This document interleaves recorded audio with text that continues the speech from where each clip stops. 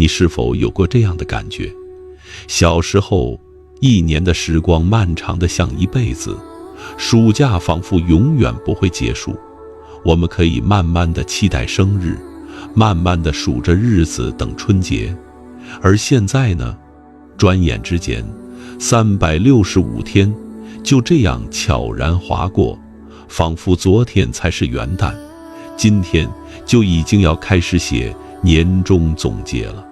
这种时间加速的感觉，几乎是每个人都会在某个年龄阶段开始体验到的共同感受。当我们在某个深夜突然意识到这一点的时候，往往会感到一阵莫名的慌张。时间怎么过得这么快？是我们变了，还是世界变了？今天，让我们一起来揭开这个困扰无数人的时间之谜。我会从神经科学、心理学、信息学等多个角度，带你深入理解时间的本质，以及为什么我们的主观时间会和客观时钟产生如此大的偏差。首先，我们需要明确一个重要的事实：时间本身并没有加速流逝，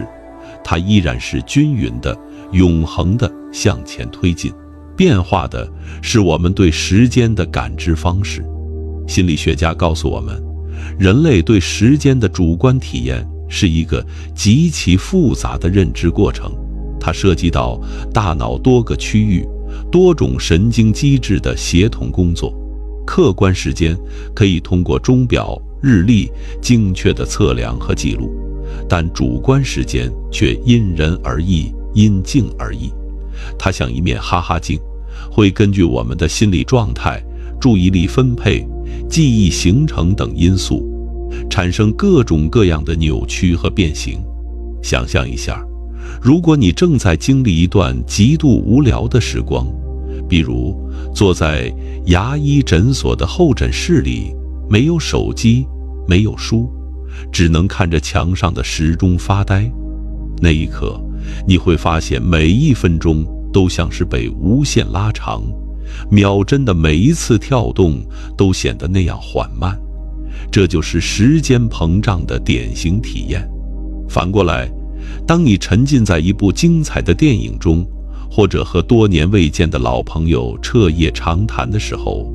你可能会有这样的感觉：明明已经过了2-3个小时，但仿佛只有短短几分钟。时间的压缩就这样在不知不觉中发生了。这些日常体验告诉我们，主观时间和客观时间之间存在着巨大的鸿沟，而这种差距正是导致我们感觉时间越来越快的根本原因。有趣的是，神经科学家发现，人类的大脑其实并没有一个专门负责计时的器官或区域。时间感知是分布式的，涉及大脑皮层、小脑、基底神经节等多个结构，每一个结构都在时间感知中扮演着不同的角色，它们相互协作，共同构建起我们对时间的感知框架。美国杜克大学的机械工程学教授阿德里安·贝让从物理学的角度提出了一个令人耳目一新的解释。他认为，我们所体验到的时间本质上代表着心理刺激的感知变化。当大脑处理心理图像的速度发生变化时，我们对时间的感知也会随之改变。这个理论的独特之处在于，它将时间感知和我们的视觉系统直接联系起来。贝让教授指出，婴幼儿的眼球运动频率远高于成年人，这是因为年轻的大脑处理图像的速度非常快。婴儿的眼睛会不停地转动，捕捉周围的每一个细节。他们的大脑在每1秒钟内接收和处理的信息量远远超过成年人。而当人们逐渐衰老的时候，大脑处理信息的速度会逐渐变慢，神经信号的传导效率也会下降。这意味着，在同样的客观时间段内，年老的大脑所处理的心理图像数量会比年轻时期少得多。当我们的大脑接收和处理的图像数量减少时，时间在我们的主观体验中就会被压缩，让我们感觉时间流逝得更快了。贝让教授用了一个非常形象的比喻，如果把大脑比作一台录像机，那么年轻的时候，这台录像机以高帧率运转，每一秒都能记录下大量的画面细节。而随着年龄增长，这台录像机变得越来越慢，同等时间所记录的画面越来越少，自然就觉得时间在加速流逝。这个理论听起来很有说服力，但它只是时间加速现象的众多解释之一。事实上，科学家们从不同的角度提出了多种理论，每一种都能解释这个现象的某些方面。让我继续为你介绍其他有趣的解释。想象一下，你现在回头看10年前的时光，你觉得那10年是长还是短？很多人会说，那10年好像一眨眼就过去了。但如果我们把目光投向10年前的某一天，当时你正在经历的那一天，你觉得它漫长吗？相信很多人的答案都是，那一天同样很快，甚至比现在的一天还要快一些。但这不对啊！如果过去的每一天都很快，为什么我们会感觉整个过去的时间都很快呢？这就是心理学中著名的比例理论。这个理论认为，我们对一段时间长度的感知取决于这段时间相对于我们已经活过的总时间的比例。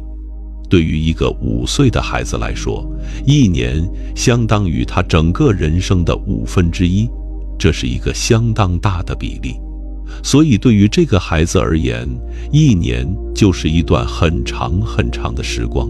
值得好好期待，好好体验。但对于一个50岁的成年人来说，1年只相当于他已经度过的人生的1/50，这个比例就非常小了。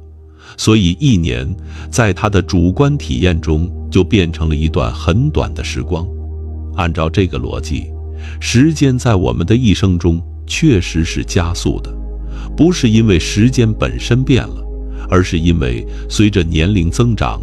每一年在我们生命中的占比越来越小。就像如果你的工资涨了100块钱，对于月薪1000的人来说是很大的惊喜，但对于月薪10万的人来说根本不值一提。时间也是同样的道理。这个理论有一个非常有意思的推论：如果一个人在20岁时经历了一段充满新鲜体验的1年，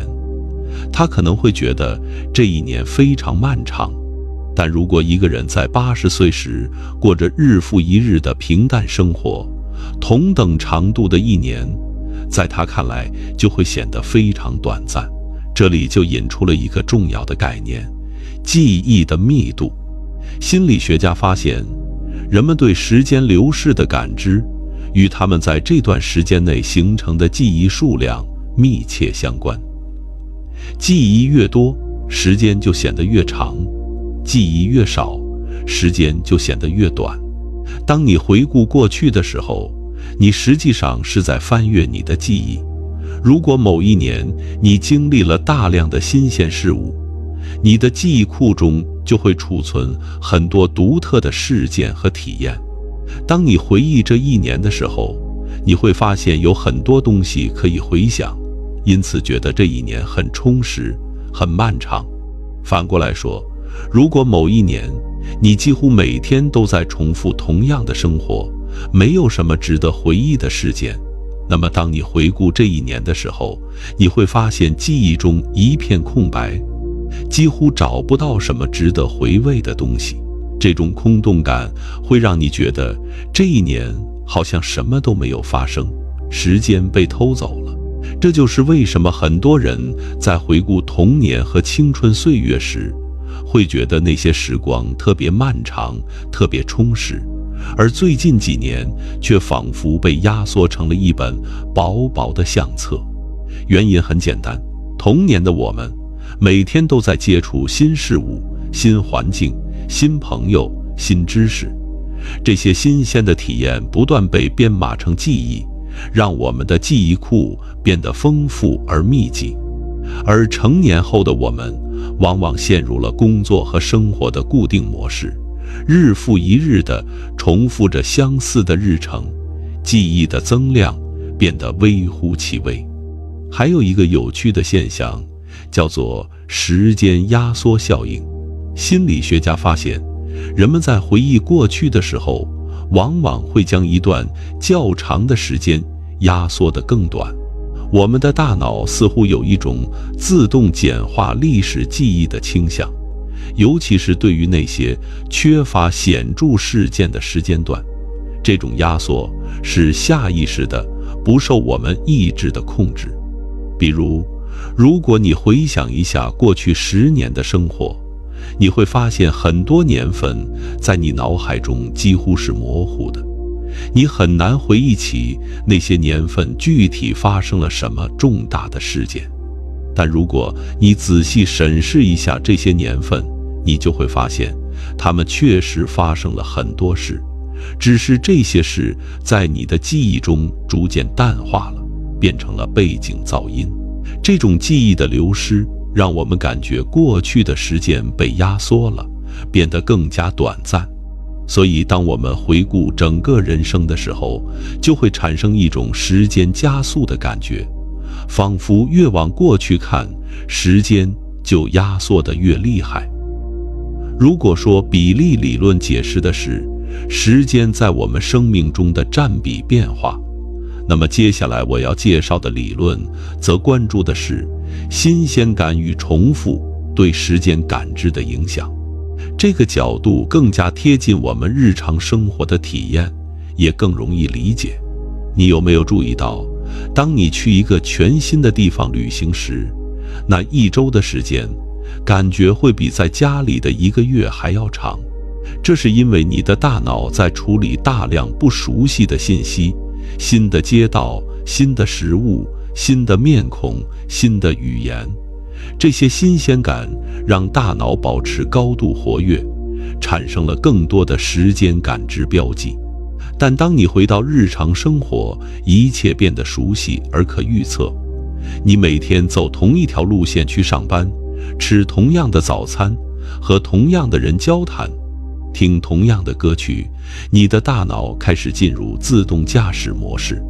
它不再需要投入大量资源去处理和编码信息。这种降低的心理活动水平，让我们感觉时间在加速流逝。这种现象在心理学中有一个专门的名词，叫做习惯化。习惯化是生物体对持续刺激逐渐降低反应的自然倾向。当我们第一次遇到某样东西时，我们的神经系统会以高水平的激活来响应它，但随着接触次数的增加，神经反应逐渐减弱，最终这种刺激就变成了我们环境中的背景，不再占用我们多少注意力资源。从进化的角度来看，习惯化是一种非常有意义的适应机制。想象一下，如果我们的神经系统对每一声鸟鸣、每一片落叶、每一缕微风都保持高度敏感，那么我们很快就会因为信息过载而崩溃。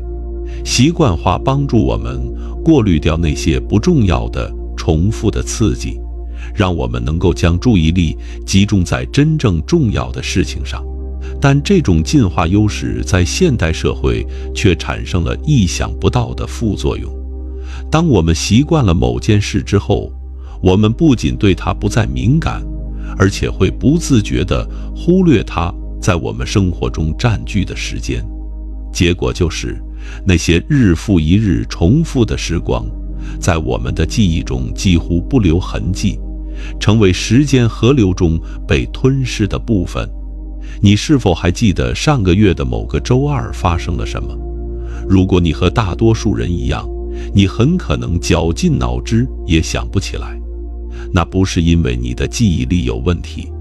而是因为那一天很可能真的没有什么值得被记住的事情发生。你起床、吃早餐、上班、吃午饭、工作、回家、吃晚饭、睡觉，这就是普通的一天，几乎没有新的信息输入大脑，自然也就没有什么被编码成常识记忆。但如果我们把时间线拉长到20年、30年呢？那些几乎完全由重复日子组成的时间段，在我们的记忆中就变成了一片模糊的雾。我们记得一些重大的节点，大学毕业、结婚、生子、搬家、换工作，但那些节点之间的大片空白，却像是被时间吞噬了一样，几乎无法追忆。这种记忆的空白，让我们感觉过去的时光比实际上更快、更短，因为我们的大脑在计算一段经历持续了多久的时候，它实际上是在数这段经历在我们记忆中留下了多少个锚点。锚点越多，时间感觉越长；锚点越少，时间感觉越短。现代生活的一个显著特点就是高比例的重复。早晨的咖啡，固定的上班路线，熟悉的午餐菜单，规律的健身时间，这些看似平静有序的生活片段，实际上正在悄悄偷走我们的时间感知。我们陷入了自己亲手建造的舒适区牢笼，每天都在与熟悉的不能再熟悉的事物打交道，大脑的活跃度降低，记忆的密度稀薄，时间就这样在我们眼皮底下加速流逝。这就是为什么那些跳出舒适区的建议，不仅对个人成长有益，而且能够真正的延长我们的主观时间。每当我们尝试一件新的事情，学习一门新技能，去一个从未去过的地方，结识一个完全不同背景的朋友，我们就在为记忆库添加新的财富，也在让自己的时间变得更充实、更漫长。数字技术革命如何深刻地改变了我们对时间的感知？过去几十年间，人类社会经历了前所未有的信息爆炸，互联网、智能手机、社交媒体这些技术革命，将整个世界的信息都浓缩进了我们掌心的那块屏幕里。我们每天接触的信息量，比几十年前人们一辈子接触的信息量还要多。这种信息密度的激增，对我们的时间感知产生了深远的影响。首先，信息密度的增加意味着我们需要处理更多的信息碎片，每一分钟，我们都要在大量的信息中做出选择、筛选和判断。社交媒体上的帖子、新闻推送、短视频、工作邮件，这些信息碎片像潮水一样涌来，我们的大脑疲于应对，根本没有时间停下来喘息。当大脑处于这种高负荷运转状态时，它会采取一种省力策略，减少对每个信息单位的深度处理，转而采用快速扫描和浅层编码的方式。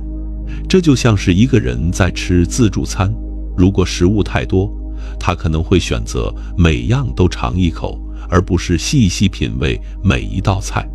这种浅层的信息处理方式会导致记忆密度的降低。当我们快速划过一条又一条短视频的时候，我们的大脑并没有真正的记住这些内容，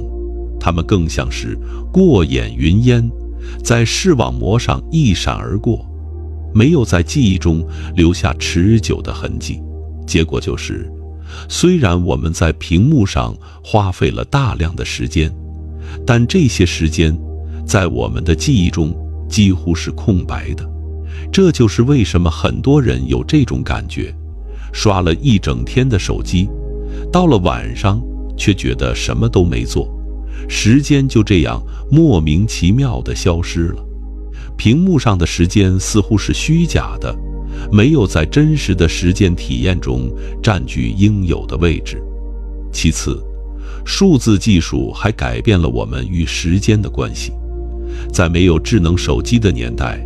人们花在等待上的时间比现在多得多。等人、排队、候车，这些等待的时间虽然看似无聊，但却是大脑进行深度思考和白日梦的黄金时段。我们会在等待中观察周围的环境，回忆过去的事情，畅想未来的计划。这些内心的活动让时间变得充实而有意义。但现在，手机填补了所有的等待空白。当我们排队的时候，我们刷手机；当我们等人来的时候，我们刷手机。甚至在红灯前等待的几秒钟里，我们也要低头看一眼屏幕。这些等待的时间被碎片化的信息消费填满，我们不再有白日梦的机会，也不再有时间进行深度的自我对话。结果就是，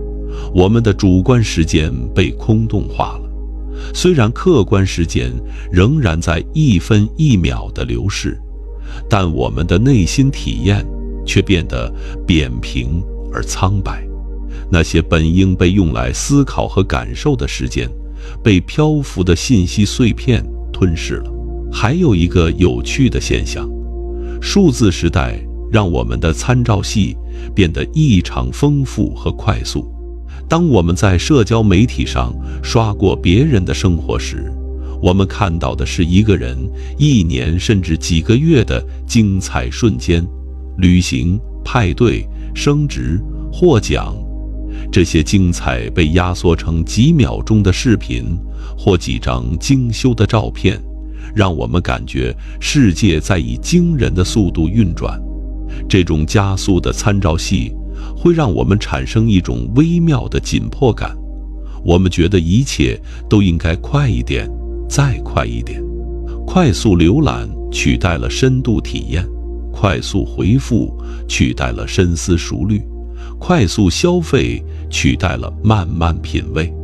我们生活在一个不断加速的跑步机上，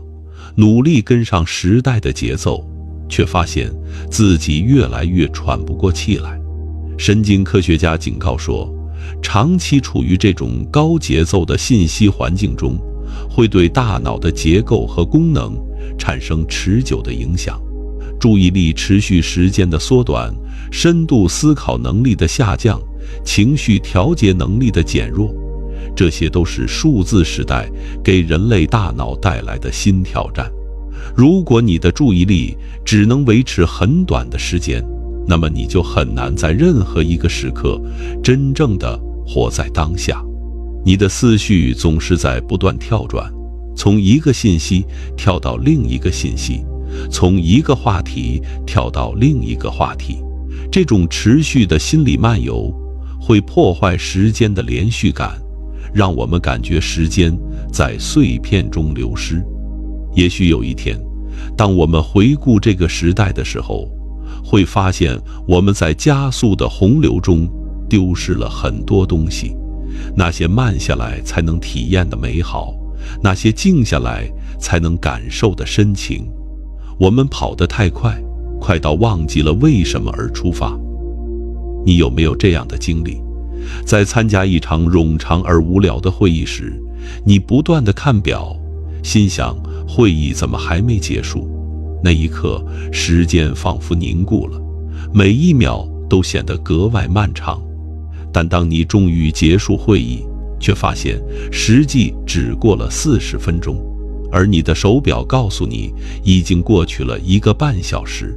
这种时间膨胀的体验，恰恰是因为你的注意力被困住了，你无法把注意力从当前的无聊状态中转移出去，只能被动地感受每一分每一秒的流逝。当注意力高度集中于当前时刻，时间就会被无限拉长。反过来，当你全神贯注于一项有趣的任务时，比如和朋友聊天，玩一个吸引人的游戏，沉浸在一部精彩的小说中，你很可能会忘记时间的存在。几小时可能在你的主观体验中只有几十分钟，这种时间压缩是因为你的注意力被任务牢牢吸引，根本没有剩余的注意力来监控时间的流逝。这两种极端体验告诉我们一个重要的规律：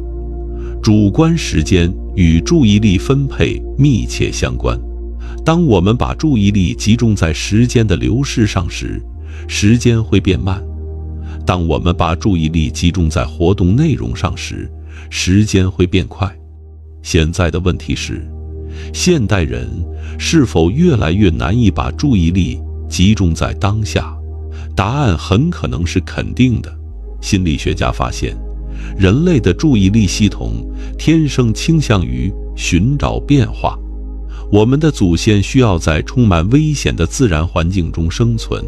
能够快速察觉到环境中的异常变化，比如捕食者的靠近或者猎物的出现是生存的关键。这种进化的遗产让我们对变化高度敏感，对静止和重复则容易视而不见。在现代生活中，这种注意力倾向却带来了问题。数字设备的设计正是利用了我们的注意力，弱点频繁的通知，无限滚动的信息流，算法推荐的新内容。这些设计不断刺激我们的寻找变化本能，让我们陷入一个又一个短暂的注意力碎片中。当我们频繁地在不同任务之间切换时，我们的注意力系统需要不断调整和重启，这种认知负荷会消耗大量的心理资源。结果就是，我们用于深度体验和深度思考的注意力资源变得稀缺，我们越来越难以真正地沉浸在当下。这种注意力碎片化的生活状态会让时间变得空洞而快速，因为我们没有把注意力投入到当下的体验中。当这段时间过去之后，我们发现记忆中几乎没有什么值得回忆的内容。空白的时间在我们的主观体验中就这样被压缩和抹去了。也许你会问，既然注意力这么重要，我们能否通过刻意训练来改善我们的时间体验？答案是肯定的。冥想和正念练习已经被科学研究证实，可以改变大脑处理时间和注意力的方式。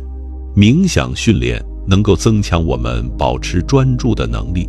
让我们更容易活在当下。当我们能够全身心地投入到当前的时刻，我们就会创造更多的记忆锚点，我们的主观时间也会变得更加充实和漫长。除此之外，有意识地减少对电子设备的依赖，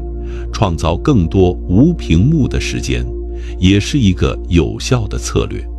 当我们不再被源源不断的信息流所淹没，我们就有机会真正地观察、感受和思考周围的世界。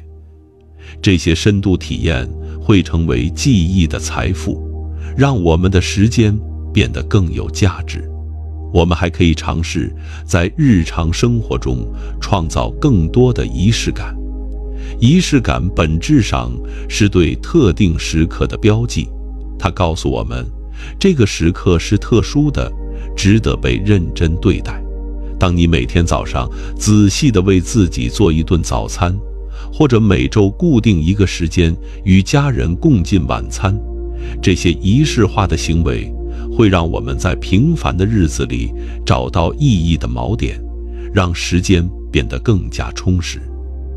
当你感到快乐和幸福的时候，时间似乎过得特别快，那些美好的时光总是转瞬即逝，让我们觉得意犹未尽。相反，当你处于痛苦和焦虑中的时候，时间会变得异常缓慢，每一秒都像是在煎熬。神经科学的研究表明，情绪确实会影响大脑内部的时间感知机制。当我们经历强烈的情绪体验时，大脑中的杏仁核，这个负责情绪处理的结构，会增强神经活动。这种增强的神经活动会被大脑的计时系统解读为更长的时间。这就是为什么在紧急情况或危险时刻，人们往往会有时间变慢的体验。在一场车祸中，当你看到一辆车向你冲来的时候，你可能会感觉时间几乎静止了，你有大把的时间做出反应。虽然这种体验可能是大脑在压力下的一种保护性反应，但它确实会让我们感觉时间被拉长了。同样的原理也适用于焦虑和恐惧。当你为即将到来的考试或者面试焦虑不安的时候，那等待的几小时或几天会感觉漫长的像一个世纪。你不断地在心中倒计时，每一分钟都充满了煎熬。这种时间膨胀的体验同样是情绪对时间感知的影响。反过来，积极的情绪通常会导致时间压缩的体验。当你和心爱的人一起度过一个浪漫的夜晚，当你在音乐节上沉浸在喜爱的乐队演奏中，当你在完成一个长期项目后，和团队一起庆祝这些美好的时刻，总是飞逝而过，让我们觉得依依不舍。这种不对称的时间体验会产生一个有趣的悖论：越是美好的时光，我们越觉得它短暂，而越是痛苦的时光，我们越觉得它漫长。这意味着，如果我们希望延长对美好时光的享受感，我们需要在那些时刻投入更多的注意力和深度体验，而不是让他们在忙碌和分心中匆匆流走。还有一种情绪状态特别值得注意，那就是无聊。无聊是一种被心理学家称为高时间分辨率的状态。当没有什么有趣的事情发生时，我们的大脑没有足够的信息来处理，因此每一秒钟都显得格外清晰和漫长。现代人普遍抱怨自己没有时间，但讽刺的是，真正的问题可能是我们太忙了，忙到没有时间无聊。那些能够让我们喘息和放空的空闲时间，比如通勤时的发呆、周末的午后、没有目的的散步，这些看似浪费的时间，恰恰是我们在高压生活中难得的喘息机会。它们让时间变得可以忍受，也让我们的内心有空间去整理和反思。如果你发现自己的生活已经完全被任务和计划填满，没有一刻可以真正的无所事事，那么你可能正在失去与时间建立深度关系的机会。那些看似无效的时间，实际上对于维护心理健康和提升时间体验质量至关重要。你有没有注意到，当你熬夜到很晚的时候，时间似乎过得特别快，明明已经凌晨2点了，但感觉就像刚过12点。而如果你每天都早起早睡，规律的生活，你会发现一天的时间似乎变得更加均衡，不会像熬夜时那样出现时间失真的感觉。这种差异与我们的生物钟有关。人类的身体内部存在一个精密的生物钟系统，这个系统调节着我们的睡眠、觉醒周期、体温波动、激素分泌等一系列生理活动。这个生物钟位于大脑的视交叉上核，它通过光照信号来校准自己，让我们能够适应地球24小时的昼夜周期。生物钟不仅影响我们的生理状态，还影响我们对时间的感知。当我们的作息规律节奏稳定时，大脑内部的各种节律保持同步，这会让时间体验更加稳定和可靠。但当我们的作息紊乱，生物钟被打乱时，大脑内部的时间系统也会出现偏差，导致主观时间和客观时间之间产生更大的误差。现代生活方式对生物钟造成了巨大的冲击。人工照明让我们可以在天黑之后继续活动，蓝光屏幕抑制褪黑激素的分泌，跨时区的旅行和轮班工作打破规律的作息，这些因素都会干扰生物钟的正常功能，让我们的时间感知变得混乱。研究发现，轮班工人在经历日夜颠倒的工作模式后，往往会出现主观时间扭曲的问题。他们报告说，在夜班期间时间过得特别快，而在休息日试图补觉的时候，又感觉时间特别慢。这种时间体验的混乱与生物钟紊乱有直接的关系。睡眠质量也是影响时间感知的重要因素。良好的睡眠不仅是身体恢复的必要过程，也是大脑整理和巩固记忆的关键时段。睡眠不足会损害记忆的形成过程，让一天的精力难以被充分编码成长式记忆。结果就是，当我们睡眠不足时，我们会感觉时间过得很虚。虽然客观上过了很多时间，但主观上几乎没有留下什么印象。研究表明，深度睡眠阶段对于时间记忆的形成尤为重要。在深度睡眠中，大脑会将白天的经历进行离线处理，将重要的信息从临时记忆转移到长时记忆系统中。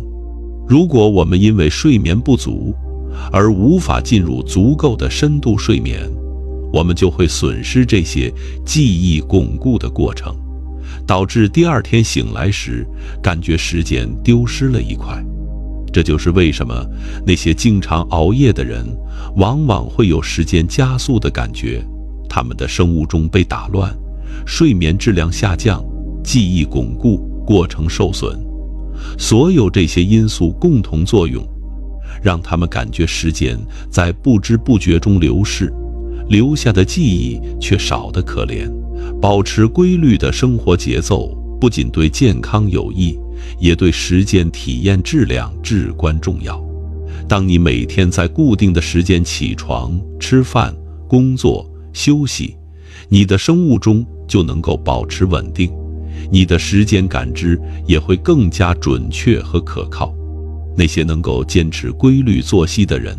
往往会对时间有更强的掌控感，不会轻易地陷入时间加速的焦虑。当我们讨论时间加速的话题时，有一个因素是无论如何也绕不过去的，那就是年龄。大多数人第一次真正意识到时间在加速，往往是在某个特定的年龄节点，可能是30岁，可能是40岁，也许是某个人生的转折点。在那之前，我们可能隐隐感觉到时间在变快，但还没有足够的证据来确信这一点。但到了某个时刻，我们突然意识到，一年真的很快就过去了，比我们想象的快得多。为什么年龄会成为时间加速的关键因素？首先，随着年龄增长，我们对时间的参照体系在变化。就像前面提到的比例理论所说的，一年在我们生命中的占比随着年龄增长而不断缩小。但除了这种纯数学的比例变化之外，还有一些更加微妙的心理变化在起作用。年轻的时候，我们正处于人生观和世界观塑造的关键时期，我们经历着大量的第一次上学，第一次离开家，第一次恋爱，第一次工作。这些重大的经历不仅本身意义非凡，而且会深刻地改变我们看待世界的方式，让我们的大脑建立全新的认知框架。这种框架的频繁重建，让年轻时代的时间变得异常密集。每一年，我们都在发生显著的变化，我们对世界的理解也在不断更新。即使是看起来平淡的日子，也在其中悄悄地酝酿着未来的转变。这些隐性的变化，让每一段时间都充满了潜力，让年轻的时光显得格外充实和漫长。而当人们进入中年之后，核心的人格和世界观已经基本稳定下来了。虽然生活仍在继续，但那种剧烈的内在变化逐渐平息下来，生活进入了一个相对稳定的模式。每一天虽然依然在发生，但它们往往是过去经验的重复和延伸，而不是全新的探索。这种稳定性当然是人生成熟的一种标志，但它也带来了时间加速的副作用。当我们不再像年轻时那样频繁地更新自己，我们的日子就开始变得相似起来。相似度越高，记忆的独特性就越低，时间在记忆中的刻度就越稀疏。我们回顾过去时，就会感觉时间被压缩得越来越厉害。还有一个不可忽视的因素是家庭和工作的责任。随着年龄增长，我们在人生舞台上的角色越来越多，我们要为人父母、为人子女、为人同事、为人领导，每一个角色都需要投入大量的时间和精力。当我们承担的责任越来越多，我们为自己的时间就越来越少，我们用来真正体验生活的注意力也被分散到了无数的方向。这就是为什么很多人会感到时间不够用，不是因为客观上时间变少了，而是因为我们需要处理的事情太多太杂，以至于每一件事都无法得到充分的关注和投入。当时间被切割成无数个碎片，我们与时间的深度关系就受到了损害。我们还必须面对一个残酷的事实，随着年龄增长，我们越来越接近生命的终点。这个认知会影响我们对时间的态度。当我们年轻时，未来似乎是无穷无尽的，我们可以尽情地挥霍时间，浪费时光。但当我们意识到人生的有限性时，时间就变得格外珍贵，而它的流逝也格外刺痛。这种对死亡的觉知，在哲学层面可能是时间加速感觉的终极来源。古希腊哲学家曾经说过，哲学是对死亡的练习。当你真正的思考生命的有限性，你会对每一刻都产生更深的敬畏和珍惜。但与此同时，这种敬畏和珍惜也会让你更加敏锐地察觉到时间的流逝，让时间加速的感觉更加明显。所以，时间加速与其说是一种错觉，不如说是人生成熟之后的一种必然体验。它是生命经验累积的结果，是认知框架变化的产物，也是有限生命意识觉醒的标志。接受这一点，不是要我们放弃对时间的抗争，而是要我们更智慧地使用这有限的时间。既然时间加速是一个如此普遍而不可避免的现象，我们是否就无能为力了呢？好消息是，科学研究和实践经验都表明，我们可以通过一些有意识的行动来改变与时间的关系，让主观时间变得更加充实和缓慢。虽然我们无法真正的放慢客观时间的脚步，但我们完全可以让自己的时间体验变得更加丰富。第一个策略是刻意制造新鲜感。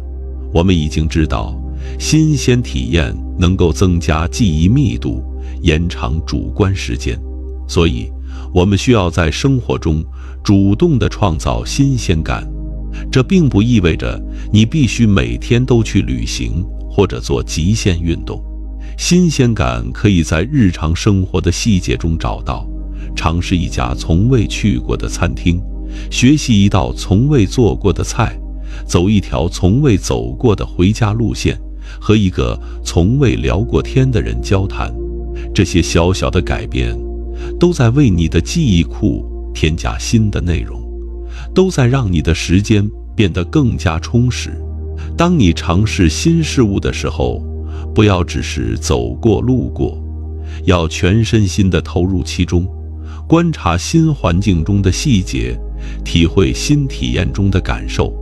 把这些经历真正地编码进你的记忆系统。只有深度加工的信息才能成为持久记忆，才能在日后被你真正地想起。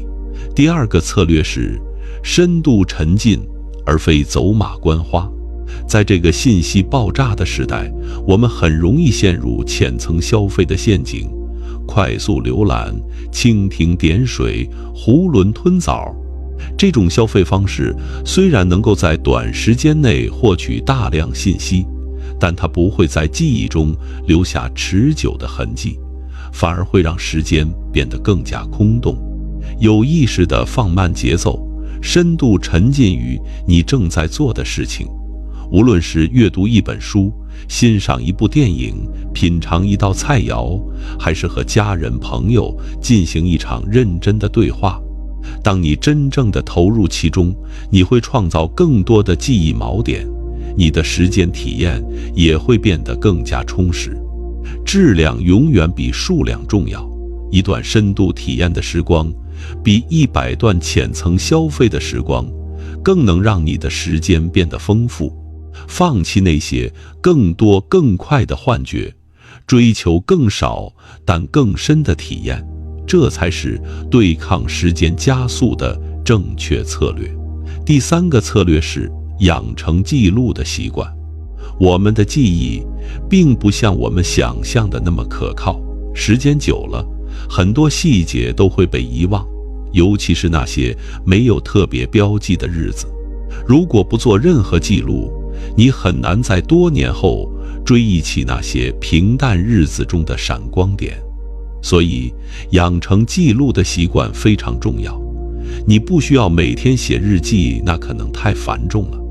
但你可以定期地用文字、照片或者视频来记录生活中的重要时刻和普通日常。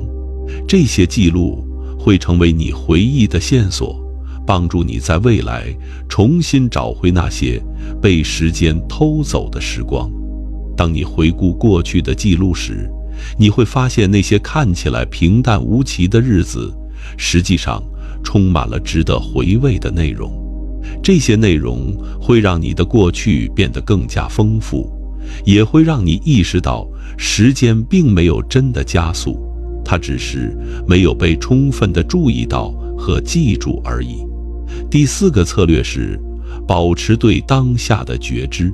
我们之所以感觉时间加速，一个重要的原因是我们没有真正的活在当下。我们的思绪要么在过去回忆、后悔、怀念，要么在未来担忧、计划、期待。真正属于当前时刻的注意力少得可怜。正念冥想是一种训练当下觉知能力的方法。即使你不是一个冥想爱好者，你也可以在日常生活中练习临在。当你吃饭的时候，专注于食物的味道和质感；当你走路的时候，专注于脚下的触感和周围的风景；当你和人说话的时候，专注于对方的话语和表情，而不是一边听一边想着别的事情。当你能够越来越多地把注意力带回到当下，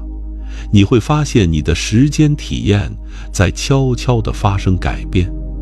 那些真正被体验到的时刻会成为记忆中的珍宝，让你的时间变得更加充实。你不再只是度过时间，而是真正的活在实践里。第5个策略是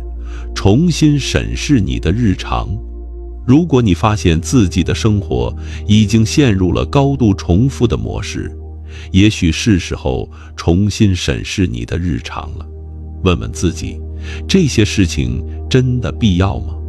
有没有可以简化或者删除的？有没有被遗忘的兴趣和梦想一直在等待被重新拾起？很多时候，我们被裹挟在忙碌和惯性中，完全失去了对生活的主导权。我们每天都在做应该做的事情，而不是想要做的事情。这种被动的生活会让我们感觉时间在飞逝，却没有留下任何意义和满足感。勇敢地做出一些改变，也许是换一份更有意义的工作，也许是减少一些不必要的社交，也许是重拾年轻时的某个爱好。这些改变会让你重新感受到生活的主动权，也会让你的时间变得更加有意义。我们一直在讨论时间变快的感觉，但也许我们需要问一个更根本的问题：时间究竟是什么？在物理学中，时间是一个可以被测量和计算的维度。我们可以用秒、分钟、小时来精确地量化时间，但这种客观的时间概念和我们主观体验中的时间是同一个东西吗？哲学家和科学家都告诉我们，答案很可能是否定的。客观时间是一个中性的、均匀流逝的背景，它不会因为任何人的感受而改变。太阳依然每天升起和落下，地球依然每秒转动465米，宇宙依然按照它固有的节奏运转。这些客观的时间进程不会因为你觉得时间变快了而加速，也不会因为你觉得时间变慢了而减速。但主观时间却是另一回事。我们体验到的时间取决于我们的注意力、情绪、记忆和意识状态。这是一个完全个人化的、无法用任何仪器测量的时间维度。我们无法说这个人的时间比那个人的时间更快或更慢，因为每一个人的时间体验都是独一无二的。这两种时间的分离是人类意识的一个基本特征，也是哲学上永恒的谜题。我们无法确定，当没有观察者的时候，时间是否还存在？时间是否只是人类认知的一种建构，而非宇宙的客观属性？也许，在某种意义上，我们每个人确实活在自己独有的时间河流中。这条河流的速度和节奏取决于我们如何生活，如何感受，如何记忆。你的时间既不属于过去，也不属于未来，而是属于当下，属于你正在感受、正在思考、正在经历的这一刻。从这个角度来看，时间加速的体验也许并不是一件坏事，它可能意味着你正在经历人生的转变，你的生活正在变得更加丰富和复杂，你的存在正在走向更加成熟和深沉的阶段。就像一条河流在入海口处会加速流动，但这种加速并不意味着生命的消逝，反而可能意味着它即将汇入更广阔的大海。人生的旅程也是如此，当时间似乎在加速，它也许在告诉你，你正在接近一个更加丰富的存在维度。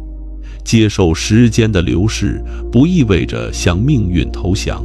它意味着你理解了生命的有限性，理解了每一个当下的珍贵。当我们能够真正地接受时间，我们就不再会因为它的流逝而恐惧和焦虑，而是能够从容的、优雅的与之共舞。也许这就是时间加速感觉背后真正的信息，它在提醒我们，是时候更认真地对待生活了，是时候把注意力从那些无关紧要的事情上收回来，投注到真正重要的事物上。是时候减少那些消耗我们时间的空洞活动，创造更多值得回忆的深度体验。是时候活在当下，而不是永远在追赶时间。时间并没有真的变快，变化的是我们自己。那我们和时间应该怎么相处？时间是我们生命中最珍贵的资源，却也是最容易被浪费的资源。我们总以为时间会源源不断的供应，总以为还有明天和后天，总以为一切都可以慢慢来。但当我们猛然回头，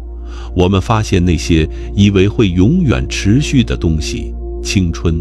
健康、所爱的人，都在不知不觉中离我们而去。时间不会停下来等我们，它像一条永不停歇的河流，裹挟着一切向前奔涌。无论我们是否准备好了，是否跟上了它的步伐，与其对抗这条河流，不如学会在其中游泳，找到属于自己的节奏和平衡。也许你此刻感到一丝困意，就像我说的那样，这正是你与时间和解的时刻。不要强迫自己保持清醒，不要焦虑地计算还剩下多少睡眠时间。闭上眼睛，放下一切，让意识在这个温柔的夜晚慢慢消散。明天太阳会照常升起，时间会继续它的旅程。但从今天开始，你已经知道了，时间并没有真的变快，它只是在等待你用不同的方式去体验。当你下次感到时间在加速的时候，试着停下来，问问自己，我有没有真正的活在当下？我有没有创造值得回忆的时刻？我有没有把注意力浪费在了那些不重要的事物上？晚安。